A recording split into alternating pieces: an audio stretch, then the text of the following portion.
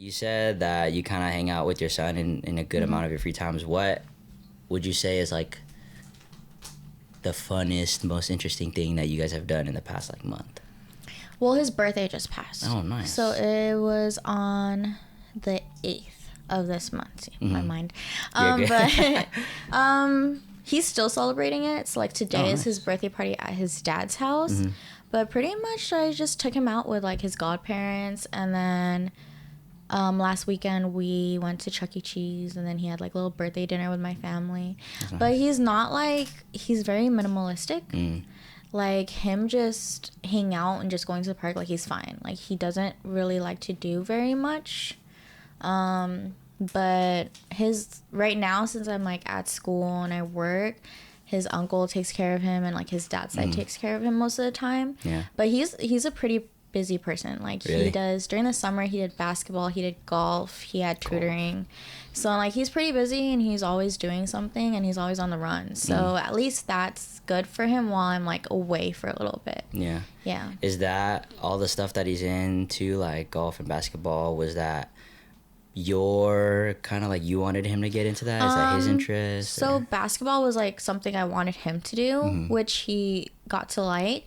Golfing was something that he just automatically loved. Like I didn't know he would be into golfing, but he was really good with it. So he got like lessons, and he would go golfing like every day. Yeah. He hates tutoring though, but we started him really young, and he doesn't like it. But he just had an awarding last Thursday. So he got like bronze medals for like English and math. Dang, he's a kid of many talents. Golf, basketball, and stuff. Yeah, and he loves soccer too. Really? But we haven't gotten him into that. And I tried to get him into swimming, but they're booked in the summer. So I was like, okay, next year. That's hella dope. It's always nice hearing when somebody is into a lot of different things, because that's kind of how I am. Like I'm really like, my girlfriend calls me a serial hobbyist. Like I'll like super get into one thing, and it's like, oh, this is super interesting, that is super interesting. So it's nice to see when you're young, like trying out a lot of things. Yeah, see what you really like. Because when you get older, it gets harder and harder to do that, and you kind of get more focused on one thing. So it's nice that he is getting exposed to like a bunch of different like hobbies and stuff. That's cool. Yeah. So speaking of like your kid and CJ and stuff like that, I'm really interested in your story, and I'm also interested in your interest on being on the podcast, because like I said, we haven't really got a lot of time. Got a lot of time to talk. So it's nice to know that, you know, you wanted to share. So I guess that's kind of my question. What is your interest and your passion in sharing your story? So Kobe had brought it up, and I was like, oh, like that's cool. You know, I didn't know you had a podcast or anything like that. A few people know my story. It's pretty hectic, I'll tell you that. Like when I meet people and get to know them, like I'll bring it up a little bit here and there, and people are just like, that's crazy. But I was like, okay, I'm down, you know, when I have the free time to tell my story. It is pretty hectic, I'll tell you that. And then I feel like it's something that people are just like, you know, like, I can't believe you went through all of that. Yeah. So what would be the beginning of that story? Or I guess a more interesting question would be, if you had to write like an autobiography about yourself, what would be like the title of a few chapters? From my story, like the beginning is a really big part, because I was actually adopted, and then going up from there, like moving here and stuff like that. My mom had it pretty rough, and then she raised me most of the time, and then she was pretty strict on me. And you know, as they say, like if your parents are strict, you raise like the kids. They tend to like go wild, which I had my son at a very young age. So I was pregnant at 15, I had him at 16. And then, but my parents were very supportive about it. At the end of the day, I had my son actually the same age my birth mom had my sister. So it's pretty crazy. My mom always tells me about it. But I just feel like autobiographies, I honestly don't know. You're good. I mean, it's kind of a tough question to ask, because you really gotta like analyze your entire life up until now and get like milestones and markers. But I think you did a really good job in telling kind of like the biggest parts of it. I guess we'll start in the beginning, because you said that is kind of the biggest part of, you know, your story. So for you being adopted, one of my first questions is, when did you find out that you were adopted? Because I don't know, I feel like that's a touchy subject, especially for parents. Mostly, like, when you adopt your kid, like, do you ever tell them? When do you tell them? So how was that experience for you? I appreciate my mom for telling me at a young age. So I was adopted at the age of 1. My mom can't have kids, so that was like her first option, you know, for adoption.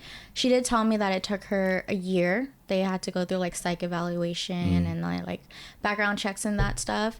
And then they gave her me.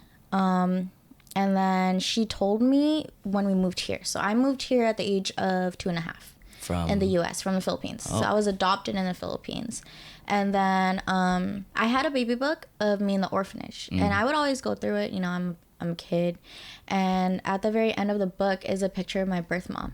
So I guess I had asked her, like, who is this? And she had to explain to me, like, oh, that's your mom. But I'm like, oh, I thought you were my mom. So, you know, at a young age, like, you wouldn't really understand it. But growing up, she kind of just, like, explained it to me thoroughly.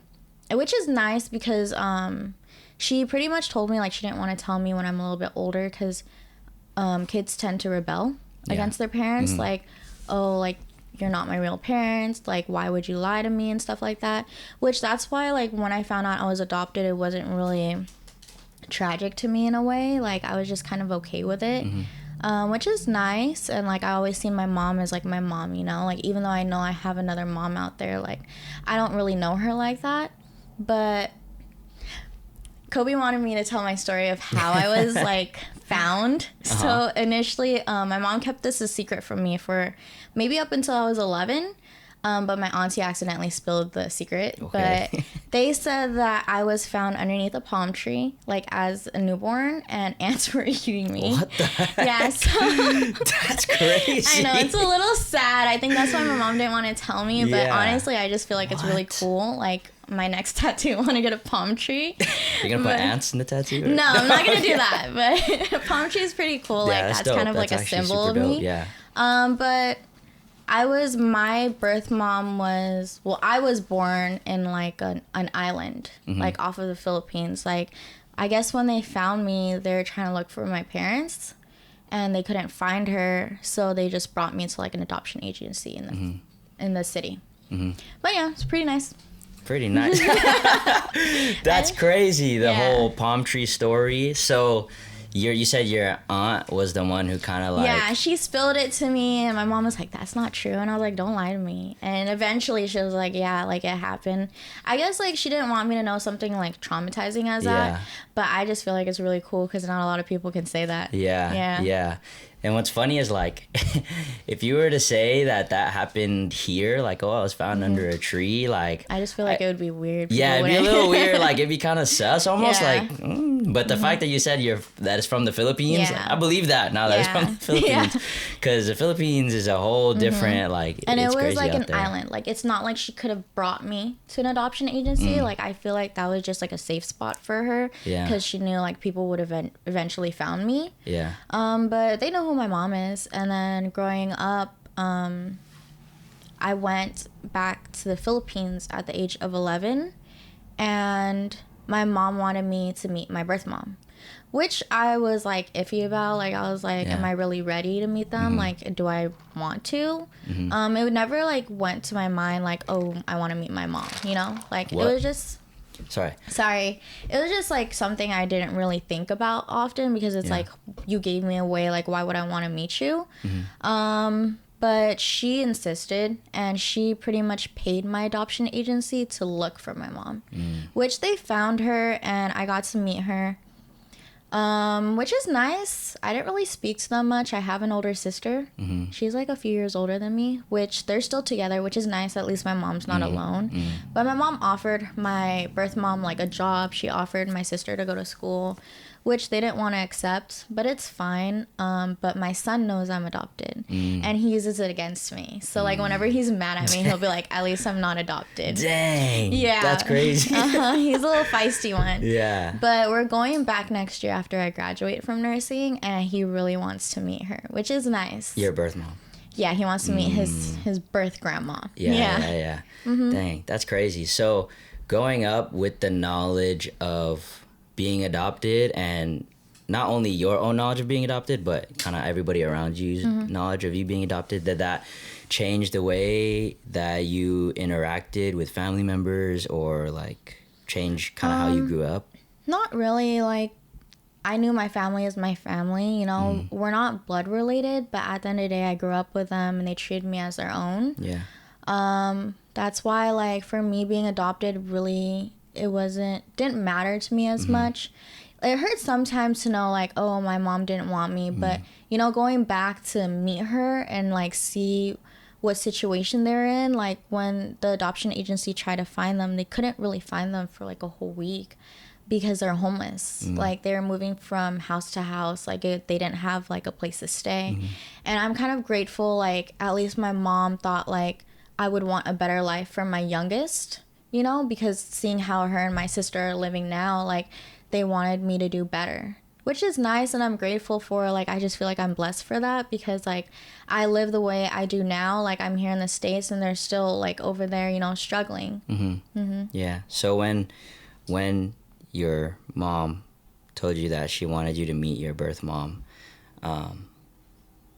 what were your feelings towards that situation? And, like, did you ever feel like you wanted to get clarity with the situation with your birth mom, like why? And I just feel like I was 11 at the time, so it wasn't, like, fully, like, I wasn't thinking about all of that. But I'm grateful that I got to meet them, you know. I didn't really speak to them at all. It was kind of like an awkward situation for me. But my parents now got to speak to them. Like, they asked, like, who my dad was and stuff like that, which I didn't really get a full answer to that, which is fine. But at least I know I have, like, my mom and my sister out there. And, like, when I finish school and stuff like that, I want to help them, you know, help them get a better life. Because that's also my mom's goal. Like, she wanted to help them while we were there. But, you know, I don't think, it's not that they don't want the help. I think they're just kind of shy. Yeah. You know, like, having to ask, like, oh, their daughter's adoptive parents for help and stuff like that. I think that's, like, really deep.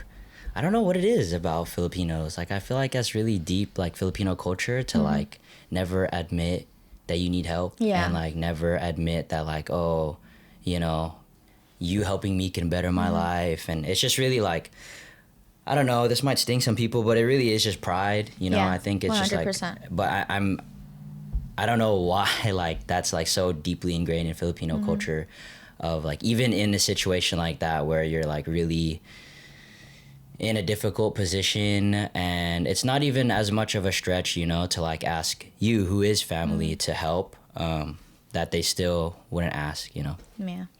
So now that you're older, because I asked you before, like, if you ever felt like you wanted clarity on, like, why your mom made that decision. Like, now that you're older, do you ever feel like you want to at least get clarity in that situation or closure, or you kind of just want to? Well, just seeing how they lived is, like, pretty much the information I needed onto why they gave me away.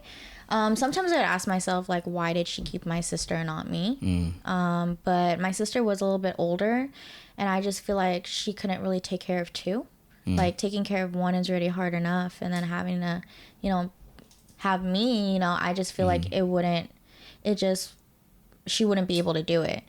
But I just feel like me being adopted, it kind of just being where I'm at right now, it's like, I'm okay with it, you know? Like, I'm okay with where I'm at right now, and then I don't have any hatred against them. I did at first, I'm not gonna lie. Like, I was like, you gave me away, like, you didn't want me. And then sometimes, like, even till this day, I'm just like, when I go through hard things, like, dang, like, my own mom didn't want me, like, why would you, you know? Like, you get those feelings and stuff like that. But I feel like I should just be grateful instead.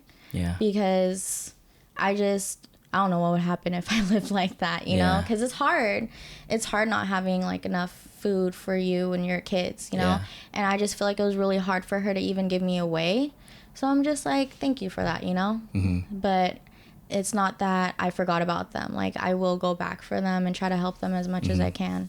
when I have the time and the funds, because right now I am broke. Yeah, I mean, like, that's, I don't know, like, that's a really great thing for you to say that one of your goals that you're working towards is helping them, because the reality is that, you know, you don't really owe them anything. You don't owe them that. Although they are blood, and although you know that they're in that situation, I think a lot of people would take the route of, like, you know, like, that part of my life is done, you know? Yeah. So what makes you feel the need to outstretch that hand when, you know, when for a lot of people they probably wouldn't? Yeah. Well, I'm glad that they even wanted to meet me when, like, the adoption agency went to go look for them. I remember my mom's words were, like, she thought she would never see me again, which is really sad. Like, they're crying a lot, like, even my sister. And I'm just like, that's why I'm just like, it must have hurt them a lot to even have to give me away. Like, I feel like they really had no choice in that decision, because, like, they didn't want me to struggle the way they did. So I'm just like, you know, for me, I will do my best to try to help people. That's just the type of person I am. A lot of people have taken my kindness for granted, and I feel like that happens to a lot of people when you're really nice and you try to do your best to give others, you know, what they need, what they want, be a good friend and a family member towards them. And I learned a lot through that. That's why, like, now that I'm older, I don't really have that many friends anymore, because people really do take advantage of your kindness. We were just talking in our little Bible study group, like, a few weeks ago, of that exact reality. And I've talked to a lot of people that have gone through the same thing, where their heart is just so big, you know, they have a lot of love to give, and they have a lot of kindness to give others. And exactly what you're saying, like, the hand that they outstretch, you know, gets stepped on, gets spit on and stuff like that. And they just feel hurt by the situation. And it just sucks. Like, that's honestly, like, one of the biggest things for me in my life. Like, it's really sucky to hear, like, when kind people feel like they don't want to, or like they shouldn't be kind anymore because of, like, the hurt that they faced. So yeah, it's really, you know, sad to hear that. And I always try to encourage people that are in that situation, like, to continue to outstretch that hand, to continue to give kindness and grace to people, even when you feel like they don't deserve it, or even when you feel like you shouldn't, or even when you feel like, oh, if I do this kind thing, I'm probably going to get hurt, because you never know. Like, you never know who really needs it. You never know how much good you can do when you actually are kind to people, you know? And I think for me personally, like, I think it just takes one person that's, like, really grateful and really, like, appreciative of the good that you do to, like, erase, you know, the hurt of, like, the other people that treat you wrong, you know? That's actually really funny. Because, like, going on to, like, me having my son, I was with my baby daddy for 6 years. I believe it was, like, end of middle school going up, like, throughout entire high school. So I was with him for 6 years. It was a very toxic relationship, and that's where I met Kobe. I made one of my best friends through my toxic relationship, because she was dating his brother at the time. And we knew each other, I believe, like 3-4 years.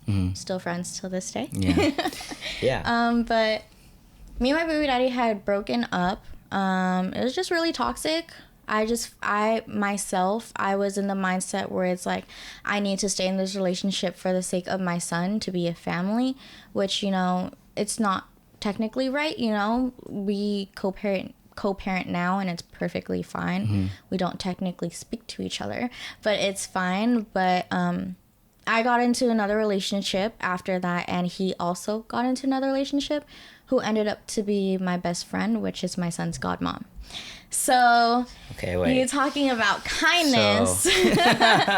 I was still friends with them, because we were in the same friend group. And, you know, the other people in the friend group, they didn't like that, you know, and I had to find out from another friend. It wasn't them who came up to me and told me personally. I was hurt 100%, but at the end of the day, I just pushed my feelings aside, and I was still friends with both of them. And, like, even after all of that, we hung out together. Like, they were a couple, and we all still hung out. Not anymore, you know. We're not friends anymore, and that's due to other reasons. But I was just like, for me, I don't like to hold grudges. I just feel like that kind of just holds you down as a person. Yeah. I try to see the good instead of the bad. And me and my mom are complete opposites because she knows automatically, like, if I bring, like, a friend home, she'll be like, they're fake. I don't like them. You know, I don't see that in people. I only see the good. And I just feel like I got stepped on so hard, you know, and I didn't see it coming.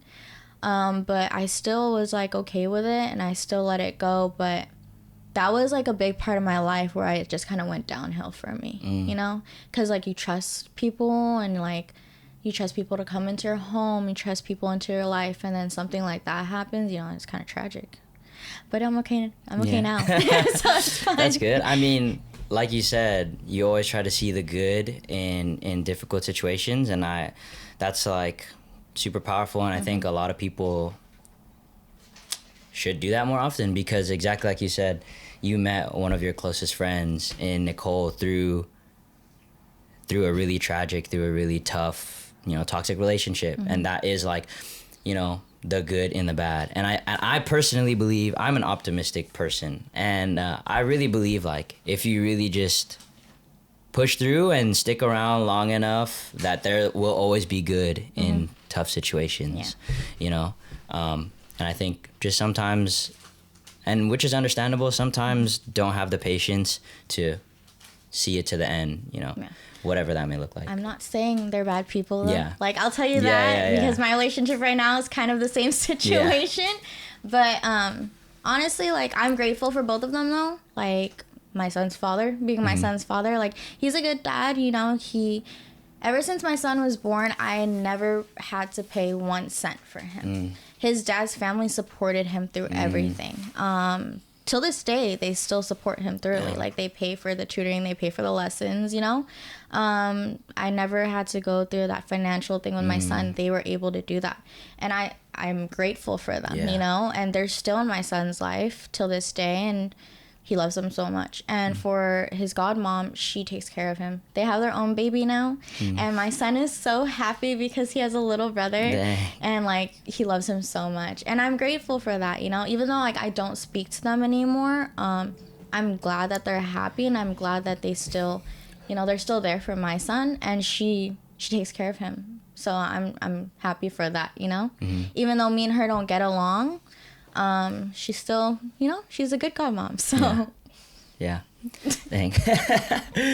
Well, I want to talk a little bit more about your son and how that was for you in the beginning, because although things are good now, I would only assume that it was, like, kind of rocky in the beginning, especially being 15, you know. Like, you know, we hear about early pregnancies, you know, and I think as time goes on, the early pregnancy age gets, like, older and older. But 15 is still, like, really early. Yeah. So I'll tell you that. How was that for you, finding out that news at 15? I actually found out at my high school's bathroom, which is kind of normal for, like, teen pregnancies, honestly. For me, telling my parents, I didn't tell them for 4 months. I accidentally fainted at church. So my mom was like, we're going to get you a pregnancy test. And she did find out. Both of my parents found out. Of course, they were disappointed. But my parents supported me, which was nice. My entire family supported me, actually. Like, my cousin at the time, they were my neighbors. So they would cook me dinner every single day, cook me lunch. They would have me come over and they'd feed me, you know. When I was pregnant, though, I couldn't drink, like, juice or soda. Like, it was only water. Filipino families, you know. And I was really young, too. But I had a really good support system, which is nice. And a lot of people can't say they have that, you know. Definitely. Being 15 and pregnant it's hard. For me, I had no symptoms. I didn't even grow until I was, like, 7 months. Damn. That's so crazy. That's why, like, my parents didn't even have a clue. Like, 4 months. I was in dance too. So that's why I'm kind of interested in, like, when you said that you fainted in church, Was that your mom's immediate reaction of like, oh, she's pregnant? Test. 100%, because I had a boyfriend, which was my baby daddy. So like, you know, that's the first thing that came to her mind. She was already like probably sus of you. Yeah, because I didn't get my period. And she, you know, I was 15. It's not like I could go buy my own pads and go drive somewhere. So she questioned it, but she would take my word for it, because I'd be like, no, like I'm fine, you know? And then plus like, I wasn't big at all. I didn't have any symptoms. I had no morning sickness, nothing. Like, and I was dancing. I was part of a dance company, and I literally had a show like the week before. So when she found out, like, she was like stunned. Like, she was just like, weren't you just dancing last week? Like, aren't you in pain? And I was like, a little bit. But at the end of the day, like, throughout my entire pregnancy, I had no symptoms. And as I said, like, I didn't grow until like 7 months, which is crazy. But my pregnancy was smooth. It was like a smooth sailing. My birthing was pretty good. It was painful. It was painful, but it wasn't like excruciating, you know, like what you see in the movies.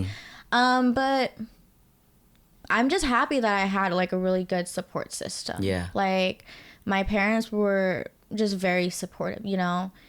I remember the day my mom found out, she was screaming at me. But other than that, like, I had to go to school too. So when I got back from school, she didn't even go to work that day. Like, she called off. She called my entire family to tell them.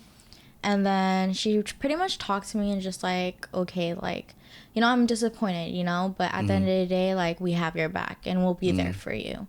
Which is nice, you know? And then my parents are a little bit on the older side because I'm adopted. My mom is in her 60s and my dad is 93. Yeah, so my mom married my dad, I believe, in 2009. I was 9 years old. She kind of married him for the papers because me and my mom, we weren't citizens yet. But my parents have been together since, and, you know, they love each other. Which is nice because, you know, people marrying for papers, they kind of like divorce after. But my dad's side of the family is like very welcoming. I have 4 siblings on his side, and they're much older, but I see them as my siblings because I'm an only child.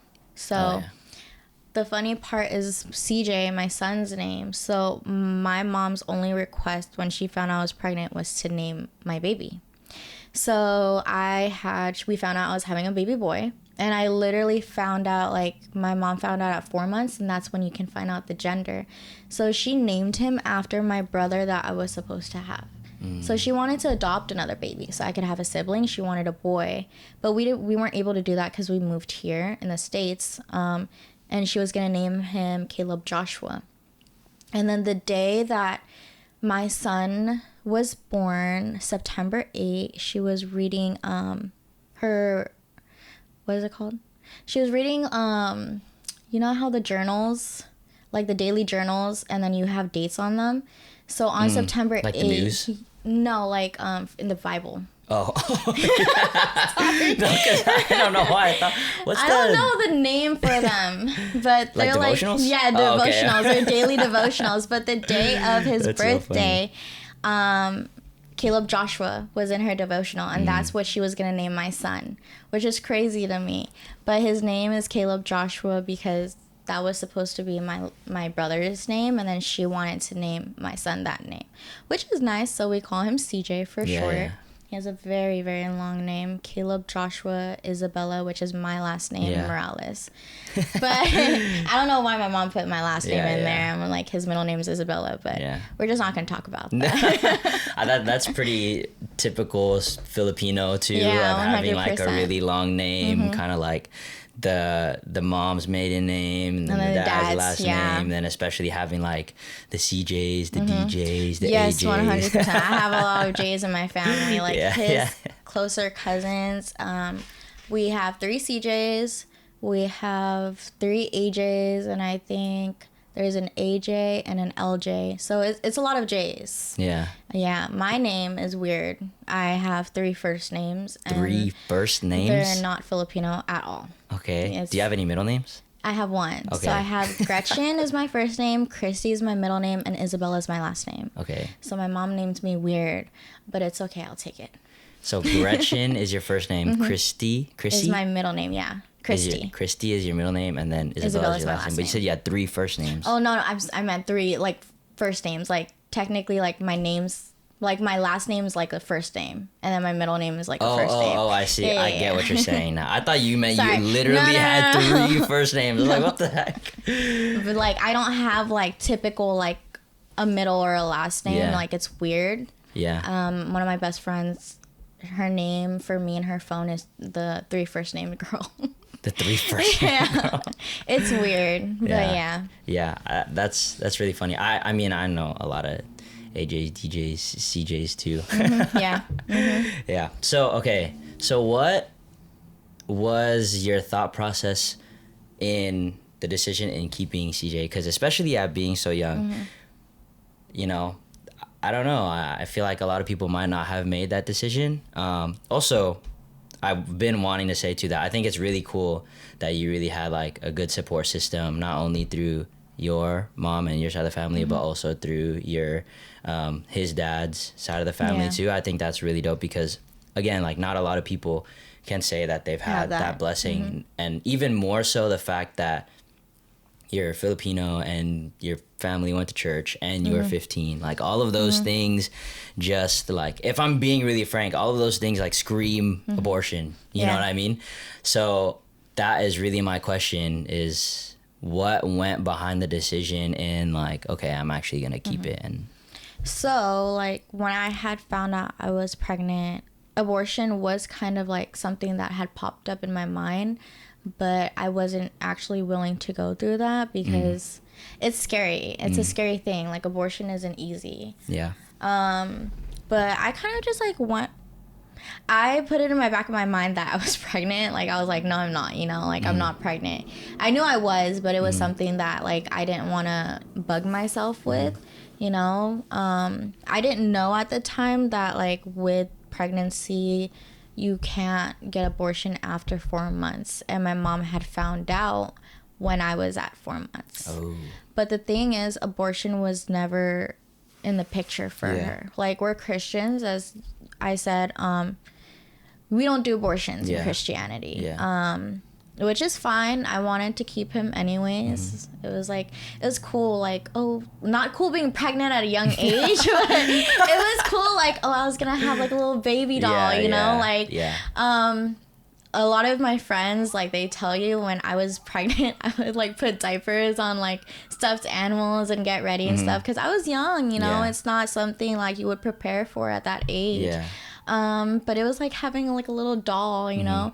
When my son was just born, I would dress him up in Halloween costumes like on a daily basis. Like, he had a new Halloween costume like every day. Like, it was just kind of like a doll to me. But you know, like, having a kid at such a young age, you kind of like mature faster. You know, your mindset changes like a whole 360. Like, but for me, what I'm grateful for is that my family never took away, like, you know, my teenage years from me. So, like, yeah, I had him young. I did have to get homeschooled. I was able to finish, so I got pregnant my sophomore year, and I was able to finish my sophomore year. I still went to summer school because I didn't pass algebra, and I was, like, 8 months pregnant in summer school.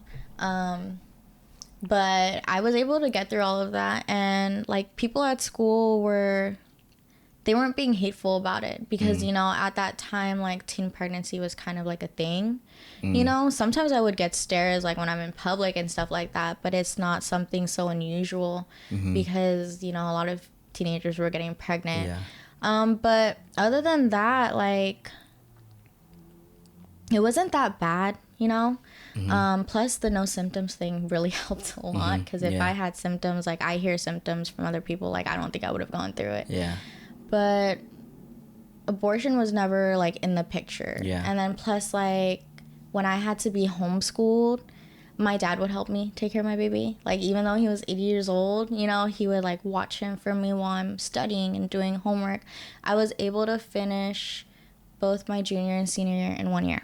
Damn. So I graduated high school early, which was nice. And then plus, like, when my son got a little bit older, maybe the age of 1, like, my family and his dad's side of the family, they never like took away our teenage years from us. Like we were still able to go out, you know. I still got to go to prom and stuff like that with the school that I was going to. So it was nice that I still got to experience all of that, even though like I had a little one. Yeah. And then, like, I'm grateful for that, because some parents, you know, they're just like, you can't do this, you can't do that, like, you can't go out anymore. Like, I'm not gonna lie, like, I would bring my son out with me to my friend's house at like 2 o'clock in the morning, and we'd just be chilling, you know, like, which was, it's bad, but he grew up with a bunch of like teenagers. Yeah. So like, yeah. You've met CJ, right? Yeah. So I don't know if you noticed, but he's kind of like a little bit on the older side. Yeah. He's hectic, like he's a boy, you know, but like just the way he talks, like people that meet him are kind of weirded out by it, because they're just like, he's like an old man, you know? Yeah. But I just feel like because he grew up with not really like kids his age, like he grew up with a bunch of like teenagers and older people. His mindset is just completely different from his age. Yeah. Which is nice, you know? Yeah. But not at the same time, because he's like a little feisty and he talks back. Yeah. But we get along. It's like he's like my little annoying brother. But yeah, when he gets mad at me, like when I don't pay attention to him, like he'll be like, mommy, and then I won't say anything. He'll be like, Gretchen. Oh, and I'll be like, what? What the heck? Yeah, and I'll be like, what do you want? But yeah, he's a funny one. Oh my gosh. Yeah, I mean, that's super common for... We talked about that in an earlier episode of like kids that grow up around adults. They definitely tend to mature faster, and I could see that would be an issue now, like while it's early. But I think as he gets older, it's definitely going to be something that'll benefit him more in the future. I'm actually grateful that he was an easygoing kid. Yeah. Like I never had any issues with him growing up. Even now, like he's very independent, which is actually really funny, because starting at a very young age, like he would put his dishes away or he'd put his dirty clothes away and stuff like that. Like I think at the age of 3 he started wanting to wash the dishes with one of my ex-boyfriends. After my baby daddy, I had gone with a new guy, and he lived with me for a year. And he was the one who raised my son for a whole year while I was in nursing school. And I'm grateful for him, but he would teach my son how to wash the dishes and like do the laundry and stuff like that. So my son ended up learning how to do that at an early age, which is nice, you know? Yeah. What would you say was the most difficult part of that process of like raising CJ? I don't know, like, if you want to talk about it in the lens of being so young or just in general, because I think, I mean, most people know this, that being a mother, being a parent, it's period, is already like super difficult. But then tacked on the fact that you were young and then you're going through school, and then the transition of like you having his dad and then another guy, so like there's a lot of like moving parts in the picture. So what would you say was the most difficult moment in time? Like I believe the newborn stage 100% was the most difficult, because I feel like I wasn't really prepared. I'm kind of glad I had him young, because I had a lot of energy at the time. I'm still young, but like I'm just saying. But newborn stage is like, you know, they'd wake up every few hours. I remember I'd be like, at the time, like my house was pretty small, so like we would put his crib in the living room and I'd have to sleep on the couch. And he would wake up like every few hours, and I'd like have to go back and forth with my mom, but she had worked at the time, so she was like, I can't do this anymore, like I'm too tired. And I remember waking up with him and I would just be crying with him on the couch. I'm like, go to sleep. Like it was hard. Plus my baby daddy, he was still going to school full time. While I was being homeschooled. Eventually he did get homeschooled, which was nice, and he helped me at night. But I just feel like newborn always is the hardest stage, especially for like your first kid. But he was always a very easy baby, you know, like he had a tendency of just keeping himself busy. Like when he learned how to crawl, like he would just like, he could sit there for hours just playing with his toys. Like it was never ever like hard except for the newborn stage. And then plus like he was at his dad's house, like they would take care of him while I would be doing schoolwork, which is nice. Like, as I said, the support system was there. Yeah. And then, you know, I was with his dad for 6 years, you know, and that's all he knew as like a father figure. And then when we had separated, I had gone in with this new guy, and he moved in very early on, like maybe like 2 months into the relationship. And with him, he knew how to take care of kids because he had a little brother the same age as my son, which they became best friends.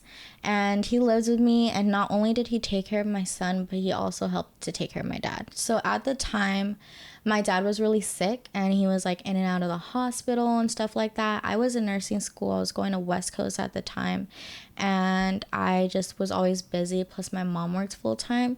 So my boyfriend at that time, he was taking care of both my son and my dad, which I'm grateful for. We don't talk no more, but thank you. Yeah. But yeah, so at least like that was another support system there, you know, like you don't really find people like that nowadays who are willing to like take over, you know, that figure. Not that I was trying to replace his dad at the time, but it's like having an extra support system, being there for like your family. That's nice to have, you know. But with my son, he is very social, and he doesn't know what stranger danger is.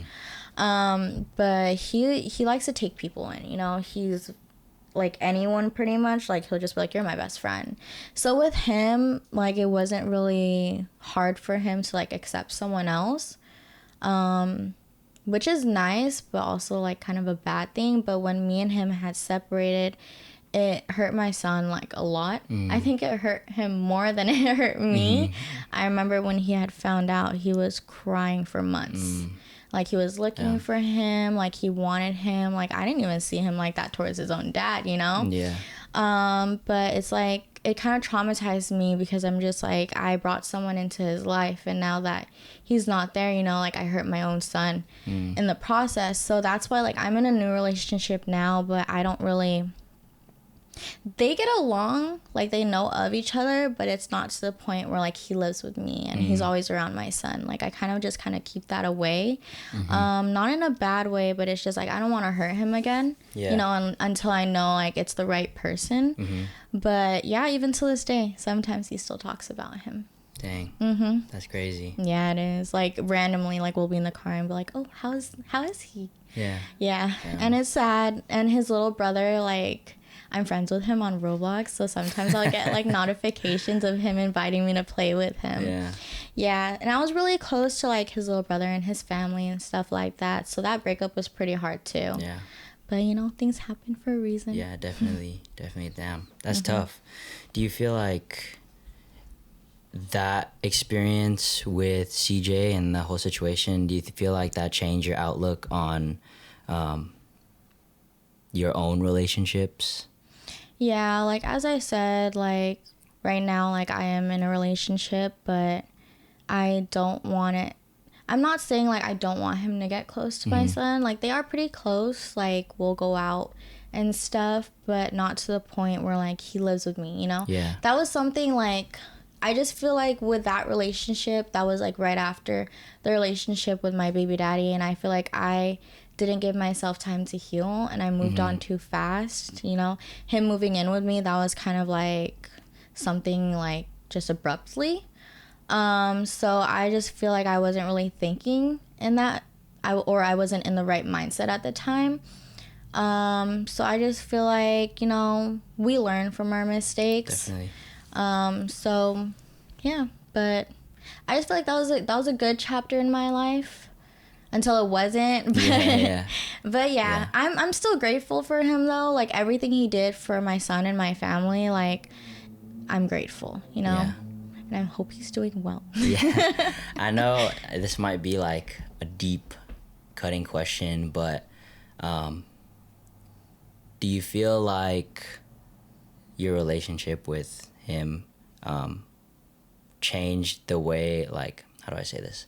Do you feel like your relationship with him kind of like set a different standard in like what you're looking for as a guy? Because I mean, on paper it sounds like it was okay. So on paper it sounded like he was a good guy, which he is. I'm not gonna say he wasn't. There's just problems in the relationship. It's like, but it happens to everyone. Like when you move really fast, you don't really know the person as much, you know, and your true colors tend to come out. So pretty much like we had broken up because I don't want to expose anyone. It's okay. You don't have to. Like I said before, you really don't have to. So I'll just say this. So like I see it that he cheated on me. So we were kind of still together, but it was like to the breaking point where we were going to break up. He was telling other people that he wasn't with me when technically we had agreed that we were trying to work things out, and he had brought a girl home, and his mom called mine. Yeah, and then his best friend called me and was like, hey, like this happened, you know? So that's why we split. Which is like, you know, like things happen for a reason. I'm not going to tell my son like, oh, he cheated on me, you know? And so like that, I think that's why he took it like 10 times harder, because there was no explanation behind it. And he was like, he was at the age where it's like he could, you know, think things thoroughly, you know? But I just feel like, you know, things happen for a reason. I'm not going to say he's a bad guy, because, you know, people go through things. Yeah, for sure. And you don't know, like, maybe he was going through something, and, like, just him knowing that we weren't going to end up together on good terms, you know, like, it happens. But I just wish him the best, and I have, like, no bad blood against him, you know? Yeah. Does the new guy in your relationship want to like get to know CJ more than you feel like you're allowing him? I just feel like because I have like that blockage there, like he kind of just doesn't like force it. Doesn't want to press the issue, Yeah, but they've hung out together a few times and stuff. Like he knew CJ before we had gone together. Funny thing is, he was actually friends with my ex. Yeah, so that's why I was like, no hate against my baby daddy, because it happens to me too. So I had gotten with this new guy, and he was friends with my ex, and I knew him. And as I said, things happen for a reason. But he knew CJ already beforehand, and they hung out beforehand. They get along pretty well, which is nice. I just feel like CJ gets along with everyone though. So, but I just like, I barely see my boyfriend now. So like, as I said, like I have a really busy schedule. Like I see him like maybe once or twice a week. So he barely sees CJ, but for his birthday, like he was there. They played together, you know, like sometimes we'll all play Roblox or COD Mobile together when I have free time. But yeah, like I just feel like I don't want to push it. It's only been a year, you know, maybe like in the near future, like little by little.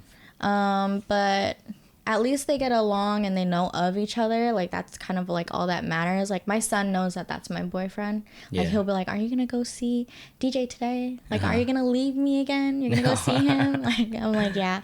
But yeah, like I'm glad that they get along though, because you know it's hard when you're with a significant other and they don't really get along with your kid. But I'm just grateful that, you know, these people have accepted me, even though like they know like I have a kid with someone else, you know? And then, you know, some people just don't like that, and some people don't get along with a baby daddy. But my boyfriend now, like he is pretty chill, very down to earth, complete opposite of my ex. But he's just very like accepting with everything, which is nice. Do you feel like there was ever a moment with a certain group of people that you felt like you had issues being accepted because you were an early mother? No, actually, which is funny. Like even like me meeting you guys, like coming to church here, like you guys always made me feel like accepted, you know? I just feel like I've never really met a group of people where just like, oh, like you have a kid, you know? I just feel like because of this generation nowadays, like it's not something new. Yeah. Pretty sure people will be like, oh, like, a lot of people actually, like, will be like, oh, that's so cool. Like, how did that happen? Like, I'm just like, huh? Like, what do you mean? But people are just very accepting nowadays. People will, like, have their own words towards it. But I've never had anything, like, said to my face or had anything, like, weird or rude towards me because I was a young mom, and then like they'll meet my son and be like, oh, he's so cool, you know. CJ is really cool. he's funny. I know, like I said, he came around a few times, and I know like the guys really vibe with him too, so. He went for your VBS. I think twice. Was it twice? I think maybe once. I still have that video when he was dancing with you guys. That's super cool. So anyways, for the most part, it actually, like, I'm actually really glad and happy for you and blessed like that is your situation, because like I said, a lot of the stuff that you talked about to set up your story of how you were like adopted and you had your baby early, and then like even being part of a church, having a baby early, I know like that could be really rough too. You know, like I feel like, I don't know, I've heard horror stories of like people having kids early in churches. You know, doesn't always go over well, but it just seems like, and I don't know, maybe you're also an optimistic person and you're also painting your story to have like the good out of everything, but I do see the good in your story. So it's really nice to see that that's your outlook on life, that like, hey, this is what happens, and this is the lemons that life gave me, but I'm gonna make lemonade out of it. So I think my question on that is really like, what has been some of the best lessons that you've learned throughout your life, whether it be from being adopted or whether it be from having CJ really early, or whether it be from like a relationship? Like, what are some of the most helpful lessons that you've learned throughout all that? I just feel like God puts these challenges in your life for a reason. Like I tell my story and I laugh about it and oh, this happened, you know? But, you know, like, honestly, I'm the type of person where it's like, I don't like to show emotions to anyone. Kobe knows that for a fact. She was there through like the hardest times.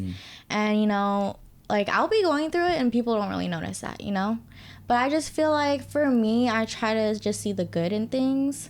Like, okay, this happened. Like, what can I do to better it? Like, how can I better myself, you know? And these challenges in life and everything I've been through, it just kind of made me who I am. You know, you learn a lot of new things. You learn, like, who to trust, you know, how to be careful around people. And also, like, you just have to be grateful for, like, everything that you have right now. Like, as I said, like, I was adopted, but no, I got with my parents, and, like, I'm living better than how I would have been. And, like, oh, like, yeah, I had a kid at an early age, but it's, like, he's, like, the best thing that ever happened to me. And then plus to my parents, because, like, my parents are a little bit on the older side, so them having a grandbaby, like, at this age, like, they're really excited about it. And he's a baby of the family, and now they don't care about me. But I just feel like I try to see the good things instead of the bad things. I'm not the type of person to hold grudges. There could be some people out there like, oh, she doesn't like me, you know, but, you know, it's not that I don't like you. It's just like, now that I know, like, everything that I've been through, if I see something that I don't like, or if I see something that's not going to benefit me, I'm just going to let it go. Like, I'm not going to sit there and, you know, try to work things out when I know that you're just trying to bring me down. So I just feel like for me growing up, like, I was the type of person where it's like, I wanted all the friends. Like, I wanted a big friend group. Now it's like I have like 3 friends because it's just like I don't really trust anybody like that anymore. I have a lot of acquaintances, I'll say that, but it's like getting older, it's like you don't need all of that to be happy. Like, I learned how to be content with myself. That was one thing also. Like, I relied on other people for happiness, which is like not really a good thing. I didn't know how to be independent at all. Like, going from my baby daddy to my ex to my boyfriend now, like, before I got with my boyfriend now, like, I had to give myself space and time to like learn how to love myself, because I relied on relationships to keep me happy and on, you know, my significant others to like feel loved when I didn't have that for myself, which is things that a lot of people go through. And then so now, like, I don't really need people's company. I'm very quiet. Like, I barely talk to Kobe. But yeah, I just feel like I found that content in my life, and like I'm happy where I'm at. And I just feel like everything happened for a reason, and I'm grateful I went through all of that, you know? Yeah. I mean, I think your story is one of the biggest testaments of everything happens for a reason, you know? You know, on paper it looks and it sounds very rough and it sounds, you know, very difficult, but the way that you're able to see your own life and see the good in it and to tell your story in that way, I think is very inspiring to, at least to me, and I hope to other people, to really look and search for that good in your life. Because like I said earlier, I really do believe that there is a lot more good in people's life than people like to give themselves credit for. I think what I'm also interested in is, what would you say is, like, if there is one thing that got you through all of that, like... I just feel like just having a good support system, you know, for me, like, I don't like to talk about emotions, and a lot of people, like, if I'm going through something, people will not know it, because, like, I'm just scared to show people my weak side, you know. But I just feel like God, was one thing that helped me through it. Prayer, you know, just giving it all to him, honestly, because I've gone through phases where I'm like in and out with my faith, you know, like I blame him for like, oh, why did you do this to me? Like, why is this happening to me? But at the end of the day, like, he gives you challenges for a reason, you know, like he made me who I am now. And I just feel like I have a thicker barrier because like growing up, like I was just, as I said, like people will take your kindness for granted, and I would just let people walk all over me, which is not really a good thing. But now, like, it's just kind of like, as I said, like, I'm grateful, you know. I haven't really, being at this stage where I am in life is just like the best I've ever been, you know. Kobe's known this, like, she literally was there from the beginning to the end, and I just feel like she was also another reason what helped me get through it. She was there, and I just feel like you also need like a really good friend to be there to hold your hand and help you get through it. I just honestly, I don't even know how I got through it. Like, to be honest, I just like, dang, just thinking about it, like, I don't know. You just get up every day and just like do what you gotta do. Yeah. I mean, it's important to like look back at those things and to see how you're able to get it this far, because it kind of gives you confidence and reassurance when things will come in the future, to like, hey, I made it this far. I was able to get through XYZ, and because of that, whatever is coming to me now, like I can get through that, you know. You were talking about how you find yourself to be a lot more closed off now, and that you keep your circle tight, you have very few friends, and you feel yourself to be not trusting. Do you feel like that's something that you would want to change in your life, or something that, something that you would want to change? I just feel like that's just in the moment, because like nursing school and then plus work and stuff like that, like I really don't have a lot of free time, and when I do, like I just be exhausted. But just having like a small circle for me is like, I just feel like right now it's like a better space, you know, instead of having like a bunch of people surrounding you and, you know, like wanting to go out. At least like that circle that I have right now, they understand like, oh, she's in school, oh, she's working, like, you know how when you have those friends where it's like they don't really care if you're busy or not, they don't care about your studies and stuff like that. I've been in nursing school since 2018. I've gone kicked out of 2 schools, and they're both private.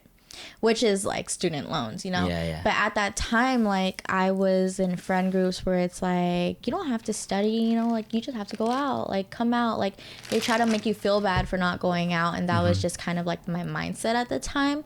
At least now, like with the people that I'm surrounding myself with now, they're just very understanding. Like they'll like ask me to hang out, and I'll be like, I can't, you know. And they're kind of just like proud because of where my priorities stand, you know, like you're mature enough to say no to like going out because you need to study or you need to do your homework and stuff like that, which is nice. I still have a good amount of friends. Like for best friends though, like I technically only have 3, but I surround myself with acquaintances and like close friends and stuff like that. Like I have my coworkers from Best Buy, which I love, and then I have like my classmates, but other than that, like that's pretty much it. Yeah, just people that I pretty much hang out with every day. But those are like good people, you know, people that understand what I'm going through. You know, I just feel like you need to surround yourself with people that like understand like just how you are and just what you're going through. Like especially with classmates, like we're all struggling right now, and like we all pretty much don't have time.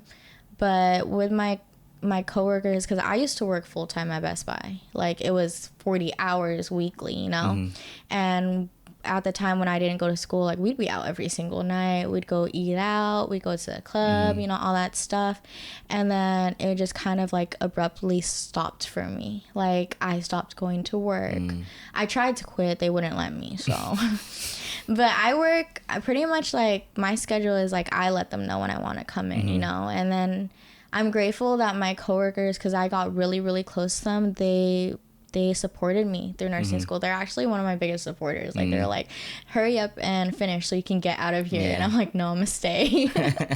But they're really good supporters too. Like they want to see me succeed, which is like, you know, you don't really see a lot of people like that. Like, you know, a lot of people will be like, oh yeah, good job, but they'll talk behind your back.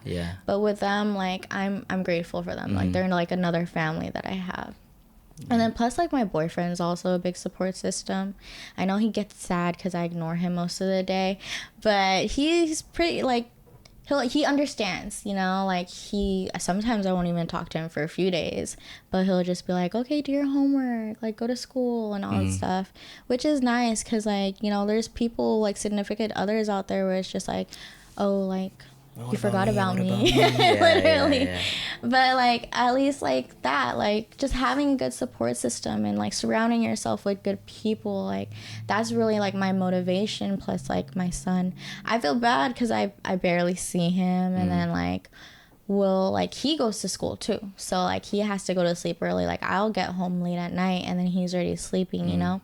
Kind of only ever see him in the mornings when I leave. Like I'll wake him up at 5 o'clock in the morning and be like, bye, I'm leaving, and I'll be like, okay. And then by the time we get home, like he's already sleeping, or if I'm taking a nap, he won't even bug me. But yeah, like, you know, you have to make sacrifices. Definitely. You know, to be a better person.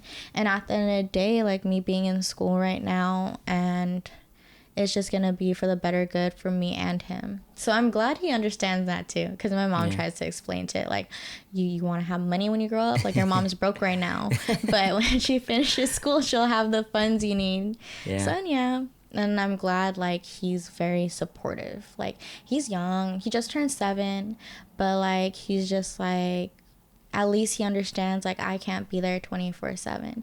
But it's nice that like when I was younger and I had him, like I was with him 24/7, and like we still like, he's a mama's boy, I'll tell you that. But now at least it's like he understands like, oh, she has to do this, she has to do that. Like I went to work today and he was like, you're leaving me again? And I was like, I'm sorry, but he was like, okay, I'll see you when you get back. But yeah, I'm just glad that he has that mindset where it's like, my mom needs to do this for the better good for both of us. Yeah. And he was able to have that mindset because he's a lot more mature for his age. You know, the reason why I asked about you feeling if you want to change, like being closed off or if you feel like you're closed off or keeping your circle tight, is because your whole story, at least from what I've seen, is a lot about the importance of having a support system. You know, through the beginning of your story with your adoption and having the support of your mom to like know who your birth mom is and stuff, and then through having CJ, the support of his dad's family and your family, and through what you're going through now with nursing school, CJ being supportive and your friends at Best Buy. Like, it's all like support. Having a really strong support system throughout all the struggles in your life is like super, super important. And really, like, a good support system can get you through anything. So the way that I see it is, it's hard to build that support system if you, and I'm not saying you specifically, right? Because you're already there. You already found that support system. But this is just for other people that are listening, that it's tough when you keep yourself closed off. It's tough when you keep this like tight circle and, you know, you don't really open up to a lot of people because, you know, you've been hurt before, you know. And it sucks because, you know, all it takes is a few hurts early on in your life, and then all of a sudden, you know, your doors are closed and you close yourself off to opportunities of having strong support systems that can be there for you and can make your life better. So I'm glad that you were able to find that for yourself. And again, I think your story is just a real testament to the importance of a strong support system, especially because what you're doing now, you know, going through nursing and stuff like that. And like I said, I've had conversations with other people. Like, I personally don't know what it's like, but I've had conversations with other people and how that's been for them. And I can only, like, I really, like, can't even really comprehend how that is. Like, because you're talking about earlier how, you know, some of your friends before have been like, oh, you don't need to study. Like, it's not even that big a deal. Like, just come out and stuff like that. And I'm going to say that I've been guilty of that before because I'm an extroverted person and I like to hang out with my friends. So there are some times where, you know, like, some of the people at church have been going through nursing school and I'm like, oh my gosh, like, you gotta study, that's so whack, like, everyone's gonna go out, pressuring people to go out and stuff like that. So I'm guilty of that, but I could only imagine really how difficult something like that is.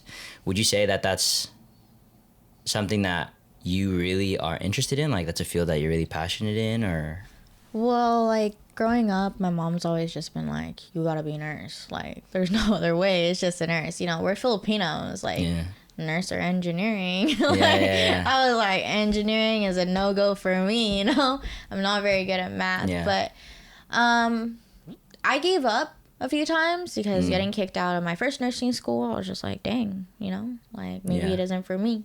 And, like, I already told my mom, like, I can't do it. Like, it was hard, you know? I was very young at that age. I was like 18. And then I went back to West Coast, which is very expensive. I got kicked out of there too. So, you know, I was like, gosh, dang it. Like, that's it. Like, that's a no-go because my student loans are piling up at this point. But I just feel like now I'm at the right age and mindset. Like, at those times, I'm not gonna lie, like, I got kicked out because I wasn't putting my all into it. You know, I was going out every single day. I was playing video games in class. Like, I wasn't even paying attention. But now it's just like, I'm 23 now. I'm getting old. Okay, not that old. But I feel like I'm getting old. But I'm just like, I need to get my life together, you know? Like, I work at Best Buy. Yeah, that's cool. But it's not something I want to be, you know, at for my entire life, you know? One main thing I wanted to do was esthetician. So that's something I am passionate in. But I wanted to be an esthetician nurse. So I had to go through, so it's like Botox, fillers, all that stuff. So like cosmetology. So like for me to be able to go down that route would be through nursing. So nursing, honestly, my biggest fear with nursing is patients dying. So I'm very sensitive. I cannot even imagine having someone die on your watch or like even thinking like they pass because of me. I'm at clinicals right now. I work at a psych facility. I've had 2 patients pass away while I was on the floor. But I just feel like if it's their time, it's their time now, you know? I love it, honestly. But, psych is scary. It's not something, a lot of people want to go through. I've been here for 2 terms now, and I love my patients. They're not mentally all there, but they're so cute. They're like little babies to me. I didn't think that I would want to, be in with older people. That was one thing I didn't want to do because wiping booty and all that. I can't. But man, the amount of times you talk about wiping booty on this show is actually getting crazy. Because I remember my first few weeks of clinicals, I had to clean. I had to clean all of that. I remember, I don't know if this is too much TMI, but one of my classmates actually had to stick their hand inside. Oh my gosh. And scoop out the poop. Stick your hand is crazy because we talked about it. I think with Irene, and she was like, oh, I forgot what we talked about, but she was basically saying no, you don't stick anything in there. You kind of just wipe it but the they edge. said that it was really hard. He couldn't it was. I'm just happy it wasn't me. I'm just happy it wasn't me. But I just feel like I'm a very caring person. I just love people. I'm an extrovert, 100%.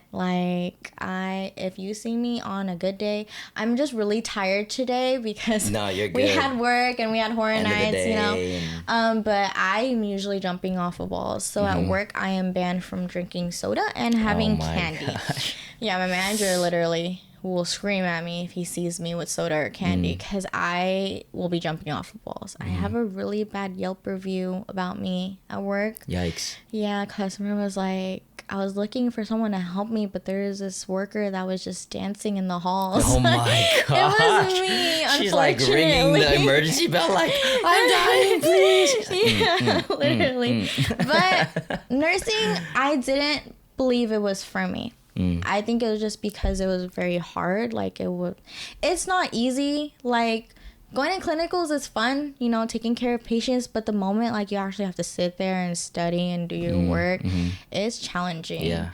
But I just feel right mindset and right support system, I'm gonna get through this. You know, I went through hardships with nursing before, getting kicked out of 2 schools isn't really fun, but at least now I'm just I'm ready. I'm ready to do this. I'm ready to finish. I graduate next June, I believe. I think 8 more months. Yeah. So my classmates too. We're all struggling together. We'll cry together. Yeah. We'll laugh together and we'll study together. But I just feel it's fun. And then plus growing relationships with patients, it's not technically someone I would really call a friend in psych, but I have a patient that likes to hold my hand and walk around with me. So they're cute. So I just feel getting to experience it firsthand, you'll grow to love it, And it's cool. Just not the poop part, but definitely everything else not is fine. The poop part for sure. Yeah. Anyways, because I was gonna ask you if that's actually a passion that you have for your career, or if you wanted to do something else, and to find out there's such thing as an esthetician nurse. But I remember talking to somebody that wanted to be Hope, Shane's girlfriend, is an esthetician, I think. Really? Yeah. So, I didn't know that there was such thing as an esthetician nurse. So technically... Yeah, what made you interested in that? I like doing makeup. I don't do it very often. You'll only see me doing makeup right now because I was I gotta do makeup. I'm getting recorded. But that was something I've always loved to do, growing up, it was a passion of mine. But I just feel for me, before working at a hospital wasn't my ideal job. Especially when COVID happened and it's all of these nurses were just I'm not gonna risk it. You risk not only yourself but your families too. For sure. Because right now in my facility I have 17 COVID patients. Oh damn.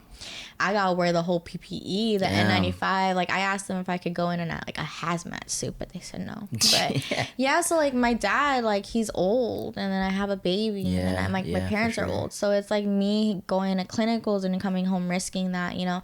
It's like a lot of people really do think about it, like, is it really worth it at the end of the day? There's some people who think about the money, like with the career job, but it's like that's not really something I would think about. I would want to do something that I'm passionate in. But nursing, I really like nursing. It's just like you have to go through the struggle first to get to the end, you know. And it's like before, like I was like, I wanted the easy way, like I wanted the easy way out, like I didn't want to have to go through all of that. I just feel like now that I'm just in a better mindset, like it's like you just gotta grind until you get there, because it's like you can't just get a degree and then like not do anything for it. But I'm planning, so right now I'm going for my LVN because I have to do that to get in my bachelor's, and then I'm planning on doing my bachelor's and then going into esthetician. So yeah, that's just something that I can do on the side, like, you know, Botox, filler, all of that stuff, because you have to get like little certificates to become an esthetician nurse, like, but that's like a side job like that people have, and they're like really bougie, so like it's nice. They work in really nice facilities and stuff like that. I just feel like it's something neat that I wanted to learn how to do. My dream job is actually Kaiser, though. To work at Kaiser? Yeah. As a nurse? Yeah, because my insurance is Kaiser. Like, I gave birth there. My son has Kaiser. They're nice, you know. Some people don't like it, but I feel like they're a nice hospital. Yeah. Okay. And I know we talked about, you said your dream job is to work at Kaiser and you want to be like esthetician nurse, but I'm still going to ask this question to see if the answer is a little bit different, because the question kind of phrases it a little bit differently. But it's, if you had all the money in the world, so you didn't have to work for money at all, not only do you have all the money in the world, but also you won't feel judged for having the job. Because I know like some people is like, oh, I don't want to be a whatever, because I feel like people are going to look at me sideways. But there's no judgment from anybody. You have all the money in the world, so you don't have to work for money. What is that job that you would still want to do? What's so funny is I've been having dreams of winning the lottery. Okay. So I'm just like, what would I do with this? But like initially, like if I were to have all the money in the world, like for instance, I dreamt of winning the lottery, like I was like, I will still like go through with school. Like even having all that money, like dude, I went through all of this just to quit. Like no, like I would still go through with school. Like I just feel like with people that have a lot of money, like I just feel like they're bored. Like yes, you do have all the money, but it's like you don't have like a career or something like that, you know? But I just feel like for me, like I would just like, even if like money were to come randomly, like at this moment, I just have everything I wanted. Like I would still just go the same path that I'm going at right now, like finish school, go through all of that, so at least I'll have that on the side. Money won't give you happiness. Like sometimes people will be like, oh, money does make you happy, but I just feel like the people that really do struggle with money and it's like they work hard for it, it's like you kind of appreciate it more. Like I'm broke right now, so so are you saying that nursing is kind of like that career for you that would really bring you real joy and happiness, and something that you can see yourself doing forever? I just feel like I wouldn't really be going through this struggle if I didn't want to pursue the career. Like, my mom told me, like, you have to be a nurse and stuff like that. But it's like, just thinking about it, like, I wouldn't really go to any other career. Actually, at one point, I wanted to be a teacher because I was a substitute teacher for a private school. I could see you as a good teacher. It was pre-K and kinder, though. That's hard. Yeah. Dealing with kids is always hard, for sure. I liked it. I liked the job, but it's like once when I was just like, okay, maybe nursing isn't for me. Like I was thinking of other options. Like my cousin, she went to nursing school and she was like, nope, not for me. And she went into teaching, which is nice. But I just feel like I always go back to nursing at the end of the day, you know. I don't really see myself doing anything else. Like, my family just always said, like, you would be a great nurse, you know, just because of, like, my personality. Like, I'm very caring and stuff like that. And plus, like, I'm talkative, so they're just like, you just have the voice for it, you know. After the struggle, I'll appreciate it a little bit more. Yeah. But just me being at clinicals and, you know, just growing relationships with patients and, you know, getting to know them, it's like my love for it just kind of grew, you know. That's good. And I think that that's very interesting the way that you put it, because when I ask that question, I feel like a lot of people answer in a way that they have thought about for a while, or is based off of a passion or interest that they had when they were young. But I feel like the way that you were able to explain how you grew into that interest of nursing, it goes to show too that, like, for people that are not like me, where they like have a bunch of interests that they can choose and pick from, it goes to show that you can still develop an interest of something, a passion for something a lot later down the road, and something that you can still pursue. Because although, like you said, although you still feel like you're getting old, the reality is you're still 23, you know? Yeah. Like, you're saying you're old, but then it's like 40-year-olds who are like, what the heck, you're like half my age. Yeah. And then I bet you at 40 you feel old, but then there's like 80-year-olds where it's like, you're half my age. So being old is like super, super relative. And on the topic of career and passion and stuff, like, yes, there is like, oh, you know, you're kind of quote unquote running out of time, or you're late or whatever. But the reality is that I believe that it's never too late. There are plenty of examples of like really, really, really, really extremely successful rich people that started the game really late. Yeah. And I think it's a really good reminder for us that although we are quote unquote older than like 15 and 16, whatever, like, we still got time, you know? Yeah. And especially for people that feel like, oh, this is the only path I have to go down to. Like, like if I don't make this work, that's it for me. Like, I feel like that's not really the case a lot of the times, you know? Like, I feel like if you were to get put in a position where that one path was stripped from you, you'd make it work. You know what I mean? Yeah. Like, if you really see like nursing is a way, but for some whatever reason, you woke up tomorrow and you're like, I really, like, you couldn't be a nurse, you'd make it work. You know what I mean? You wouldn't just fold over and like, oh, my life is over. So I think it goes to show, like, you have time, and as long as you put the energy and effort into whatever you're going towards, then you'll make it work. I believe that. Yeah.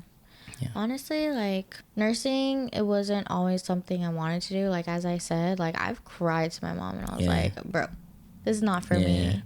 But she would not take that. So she was just like, no, you gotta be a nurse. But when I did get kicked out of school, like, I remember at one point I was working 3 jobs. Like, I was grinding, you know? Like, even though, like, I'm not at school, I didn't just sit there and do nothing. Like, I made sure, like, either I was working or doing something. Like, I've just always had that motivation, just kind of like, oh, you have to do something. Or I just have like really bad ADHD where I can't sit still. Like, I have to be doing something. So I just feel like right now, at least, everything I put my mind to is just into nursing, and that's what's helping me get through it. But it's fun. It's hard though, but I'll get through it, hopefully. Yeah. Definitely. I mean, hopefully this time around. That's what I'm saying. Like, you've gotten through all the difficult things in your life in the past. So who's to say that you're not going to get through this thing now? Yeah. You know, like, you have proof of yourself having endurance and having strength and being able to make it through difficult times. So, you know, that's proof that whatever you're going through now, you're just going to get through it the same way you did before. And 5-10 years from now, you're going to look back like, yeah, I got through that too. So, yeah. Well, the last thing that I really wanted to ask you, and we might have already talked about it, but what is one thing that has changed your life that you feel can change somebody else's life?